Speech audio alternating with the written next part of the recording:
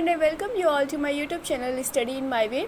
इस वीडियो में हम बात करने वाले हैं चेक के बारे में। It is the very common form of negotiable instrument as you already know, but the question arises cheque होता क्या है, चेक कैसे काम करता है, अगर चेक बाउंस हो गया तो क्या होगा, कितने टाइप के चेक होते हैं, बाउंस होने के बाद क्या प्रोसीजर रहता है, बैंक किस तरह से एक्शंस लेता है, इसके बेनिफिट्स क्या होते हैं, और चेक बाउंस होने के बाद अगर आपका चेक बाउंस हुआ है तो क्या पेनल्टी देनी पड़ती है, क्या डैमेजेस होते हैं क्रेडिट स्कोर को, सारी चीज़ें हम थोड़ा सा डिटेल में समझने वाले हैं, जिसके लिए आपको वीडियो लास्ट तक देखना पड़ेगा।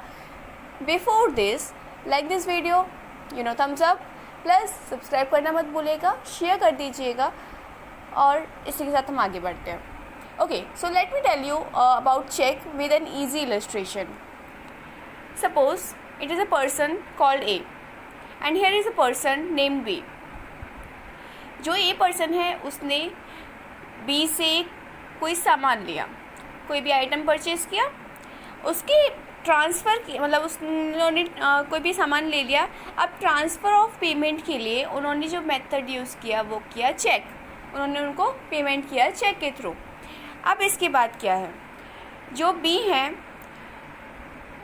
वो गए बैंक के पास, क्योंकि उनको वो इन कैश कराना था, वो बैंक के पास गए, दिस इज़ बैंक के पास गए, उन्होंने उनको चेक दिया और बदले में उनको जो भी अमाउंट है वो मिल गया। ठीक है, प्लीज़ डोंट जज माई drawing skills here, I know क्या दिख रहा है आपको। ठीक, तो उसके बाद उनको पेमेंट हो गया। This is something this like the procedure how a cheque works. अब इसके बेनिफिट्स क्या हैं, इससे आपको थोड़ा सा समझ में आ रहा होगा that it is very common form of negotiable instrument as I already mentioned. Second point is you need a saving account और an current account to have a cheque book. Okay, saving account क्या होता है? Saving account वो होता है जो generally हम सभी के पास रहता है, ठीक, और करेंट अकाउंट वो होता है जो कि मोस्टली बिजनेसमैन वगैरह यूज़ करते हैं। अगर आप चाहेंगे तो इसको मैं डिटेल में एक पूरा वीडियो इसके ऊपर कर दूँगी, but as this video is about cheque, तो हम इसको चीज़ों को, बाकी की चीज़ों को थोड़ा सा अनटच छोड़ेंगे।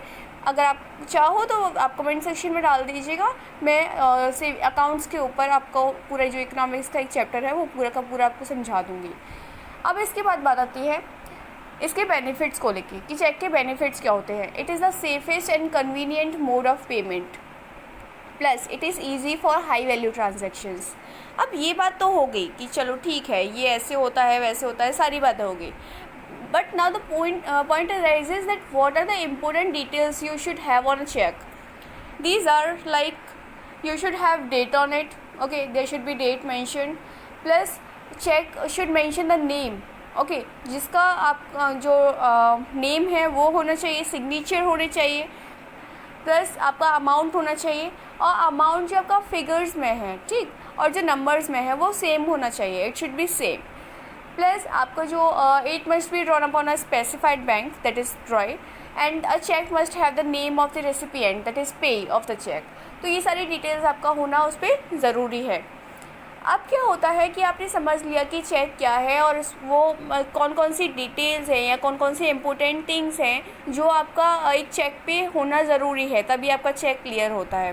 क्योंकि जो कैशियर होता है जो बैंक में, वो चेक करते हैं सर कि आपका ये चीज़ है या नहीं, वो चीज़ है या नहीं, because these are the small errors that make a difference. Okay, तो और साथ में जो भी पर्सन चेक कैरी करता है, तो नॉर्मली इसकी वजह से फ्रॉड भी कई सारे होते हैं। तो ये these are the like security reasons, they are needed to be checked and they are checked to make a cheque valid. Okay, cheque काफ़ी हो गया। Okay, now the point is means what we are going to learn next is different kinds of check. See, there are some kinds of check mentioned here. First one is bearer check, second self check, third account pay check, fourth post dated check, fifth banker's check, sixth traveler's check, and seventh one is cross check. So first one is bearer check. It is also called open check or uncrossed check, okay, and it is transferred by merely delivery and needs no endorsement. You don't need any endorsements for it. It is a negotiable form, the date of issue up to 3 months, okay, means it is negotiable from the date of issue up to 3 months. Is it clear? Now the question is 3 महीने के बाद क्या?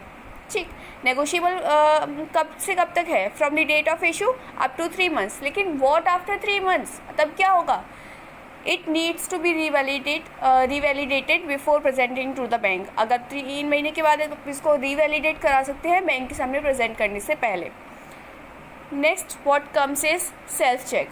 Self cheque comes under bearer cheque only, and it is where instead of writing the name of the account holder writes, you write self there, okay, to receive money physically from the branch where he holds the account. Next what comes is account pay check. Bearer check, when you in a bearer check, when you include 2 points, first is writing account pay, second cross it twice with 2 parallel lines on left hand side top corner, it becomes a account pay check. I hope I made it clear, right? I'm repeating again. Take a bearer check, means everything as you have on a bearer check, do it everything like that only. Now write account pay on it, and second cross it twice with 2 parallel lines on left hand side or top corner, okay, left hand side top corner, you have to draw 2 parallel lines and it convert into a account pay check. Now next point is account amount, means the amount you are transferring, that amount is transferred to the account of person specified on the check, and it is the safest type of check, also called cross check, we call it cross check also. Next what comes is post dated check. See, I had made it easy to understand by this short of image and that I had made, so it is easy to understand now, right? Crossed or account pay check, when you means the things which are needed in cross account pay check, when you add them with the post dated to meet obligation and future date, it forms your post dated check. And yeah, asterisk point with validity, it means that the validity of this post dated check is up to 3 months from the issue, from the date of issue to 3 months. Next what comes is your banker's check. It is issued by banks and guarantee is a payment, okay, and it is also known as banker's draft. Okay, let's understand this by some illustration. This is A and this is a bank. Okay, now A goes to bank and gives them some amount, some money, okay, and in return to the money, in return the bank gives A check. Now A, what A did, he gave a certain amount to the bank, and in return to that, against this the bank gave a check to A. Now what happens is A wants to make some payment or some transfer of money, so A goes to B and उसको उसने check वाला दे दिया to make some payment, okay. Now what happens is, this is the main reason why this check do not bounce, क्योंकि यहाँ पे lack of funds तो हुआ ही नहीं. चेक बाउंस कब होता है, जब आपका लैक ऑफ फंड्स होता है, आपने किसी को चेक दिया लेकिन आपके अकाउंट में पैसा नहीं था या कुछ भी जो भी रीजंस थे बाकी के वो हम आगे पढ़ेंगे, ठीक. तो चेक बाउंस तब होता है, लेकिन यहाँ पे बैंक को जो मनी है, जो अमाउंट उसको देना है वो एडवांस में मिल गया, ठीक, इसीलिए यहाँ पे बाउंस नहीं होता है. सो इट इज़ लाइक अच्छा सा साउंड करता है कि अगर मुझे कोई ऐसा चेक मिल रहा है जिसका अमाउंट पहले से मुझे श्योर है कि वो अमाउंट है बैंक में, तो वो जो बाउंस वाला होने का टेंशन है वो ख़त्म हो जाता है वहाँ पे. Now there is a question जो आपके दिमाग में आ रहा होगा, लेकिन मैं पूछ लेती हूँ आपकी जगह पे. How to get banker cheque, कि अगर बैंकर चेक लेना हो तो कैसे लेंगे. उसका आंसर ईजी है. It is issued by bank on the request of customer and upon payment of full amount plus commission. तो इसमें बैंक ऐसा नहीं है, बैंक इजीली नहीं देगा आपको कि आपने मांगा और बैंक ने दे दिया. बैंक कैसे देता है कि आपको फुल अमाउंट जितने का आपको चेक चाहिए बदले में प्लस कमीशन देना होता है, तब बैंक आपको चेक देता है.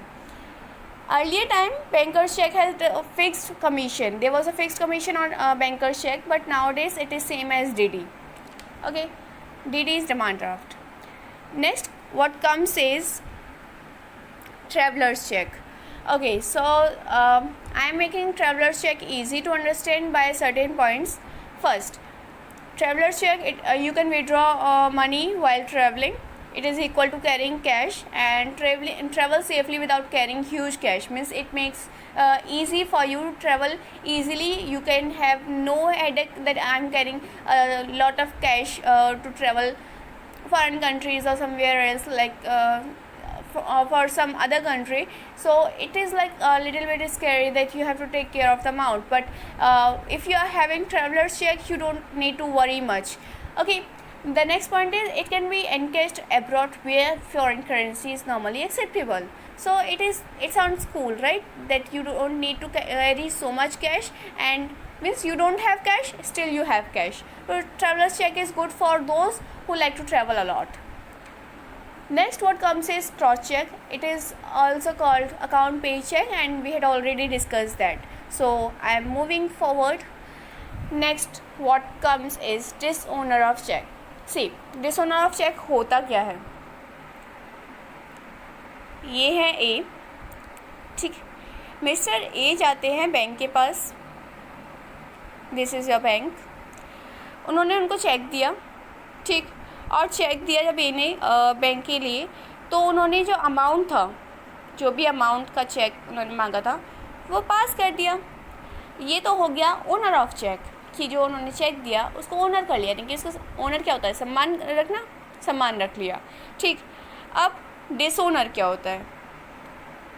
ही इज़ मिस्टर ए, उनके पास चेक था जो कि उनको दिया गया था for the payment of any item और फॉर समथिंग. अब वो बैंक के पास जाते हैं, उनको उस चेक को एनकैश कराने के लिए बैंक के पास गए और उन्होंने अमाउंट देने से मना कर दिया. This is called dishonour of cheque. So I hope I made it a little easy for you कि डिसऑनर ऑफ चेक होता क्या है. Now there are certain points which are like whenever check dishonored. Okay, what happens whenever check dishonor? First, drawee bank issues check return memo to the payee banker specifying reason for dishonor. Then the payee banker provides the memo and the dishonor check to the payee, and there is an option to resubmit the check within 3 months of the date specified on the check after fulfilling the reason for the dishonor of check.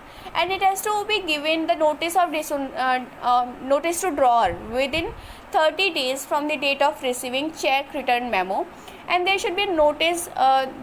Notice should be stated it like that check amount will be paid to the payee within 15 days of the receipt of the notice by the drawer. Okay, there is a question कि अब उन्होंने बोल दिया dishonour हो गया, जो भी रीसबमिशन का प्रोसीजर है आपके पास कई सारे वो ऑप्शंस देते हैं बैंक. उसके बाद भी what if he fails to pay, तब क्या होगा? In this case the payee has the right to conduct a legal proceedings against the defaulter as per section 138 of the negotiable instruments act. आपको starting में मैंने बोला था जिनको भी दिक्कत हो रही हो नेगोशिएबल इंस्ट्रूमेंट्स एक्ट नाम याद रखने में, उनको थोड़ा सा हम ईजी करते हैं समझने के लिए, या मैं थोड़ा सा आपको एक अच्छा सा पॉइंट देती हूँ याद रखने के लिए. वो ये है कि स्टार्टिंग में हमने वीडियो की शुरुआत की थी तो हमने बोला था that we are going to learn about very common form of negotiable instrument. Okay, negotiable instrument cheque होता है. जब चेक नेगोशिएबल इंस्ट्रूमेंट है तो उसका प्रोटेक्शन कौन करेगा?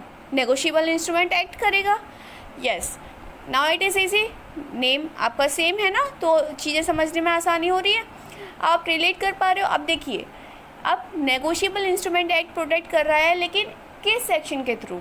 वो उसको प्रोटेक्शन जो भी चीज़ें मिल रही हैं कि अगर ऐसा होता है तो वो किस पॉइंट को रख के, किस बात को रख के आगे आएगा, वो है आपका section 138.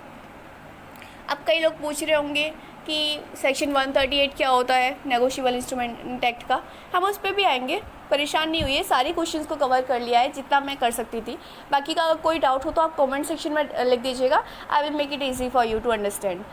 Now the point, now what we have to learn next is what are the small errors that can lead to dishonour of cheque. हमने पहले ही बात की थी इस बारे में, थोड़ा सा और समझ लेते हैं कि डिसऑनर ऑफ चेक होता क्यों है. हो सकता है आपका जो सफिशिएंट बैलेंस नहीं हो, या ऑल्टरनेशंस हो, चेंजेस वगैरह हो सकते हैं। अकाउंट नंबर जो अमाउंट वगैरह है, अमाउंट जो आप फिगर्स में एंड नंबर्स में, मैंने बोला था कि वहाँ पे आपका दोनों सेम होना चाहिए, हो सकता है वो मैच नहीं कर रहा हो या अकाउंट नंबर में कुछ गलती कर दिया हो, जितना भी सर्टेन नंबर्स होते हैं उसमें वो ज़्यादा कम हो गए हों, या कोई नंबर गलत लिख दिया, इस तरह से कुछ हो गया, या फिर पेमेंट होने से पहले ही अकाउंट क्लोज हो जाना। और जो सिग्नेचर हैं, ओवर राइटिंग है, या फिर नेम में कुछ एरर्स हैं, तो ये सारी चीज़ें हैं जो बैंक आपका पहले चेक करते हैं कि वो चेक में सही हैं या नहीं। ठीक, उसके बाद जो कि अभी क्वेश्चन जिसके बारे में हम बात कर रहे थे उसको देख लेते हैं। What happens when a cheque is dishonoured. तो आपको बता ही दिया कि पे के पास एक ऑप्शन होता है कि वो उसके लिए मतलब एक्शन ले सकता है। He has the right to conduct a legal proceeding against the defaulter as per the section 138 of Negotiable Instrument Act. Now, the Negotiable Instruments Act 1881, according to section 138, the dishonor of check is a criminal offence and is punishable by law with imprisonment up to 2 years or with monetary penalty or with both. The payee has to send the notice to the drawer with 30 days from the date of receiving check return memo from the bank. Now, if I talk about penalty, means कि आपको penalty क्या लगेगी, आपको damage क्या होगा। चलो यहाँ तक बात हो गई थी कि ठीक है वो नेगोशिएबल इंस्ट्रूमेंट का हो गया, लेकिन होता है ना कि मेरा चेक बाउंस हो गया और चीज़ें हुई और फिर मैंने अपना जो भी मेरे को पनिशमेंट वगैरह होनी थी वो चीज़ें हो गई, लेकिन आगे फ्यूचर में भी ये चीज़ें किस तरह से आपको इफ़ेक्ट करती है। तो यहाँ पे बताती है पेनल्टी की। Penalty is on the both, is on both drawer and pay by their respective banks, and person will additionally have to pay late payment charges if the dishonored check is against repayment of a loan. And one more point, damage to credit history means it impact means your credit history negatively. So lenders trust you when you have good credit scores. Okay, जो lenders होते हैं वो आपको कब trust करेंगे, आपका good credit score होना चाहिए। आपने कई बार एडवर्टाइजमेंट्स वगैरह जो होते हैं आपने उनमें भी देखा होगा, it they talks about the credit score. ठीक, कि आपको लोन वगैरह जो मिलता है वो आपके क्रेडिट स्कोर्स, आपकी जो एबिलिटी है रिटर्न मतलब उसको वापस करने की, उस सबको देख के और आपकी कई सारे वो क्राइटेरियाज होते हैं उनके, उन सब को जज करने के बाद आपको कोई भी चीज़ आप लोन मिलता है या बैंक का जो भी आपको ट्रस्ट वगैरह करने का है वो सारी चीज़ होती है। एक गुड कस्टमर वाली जो इमेज होती है वो भी आपकी इससे इफ़ेक्ट होती है।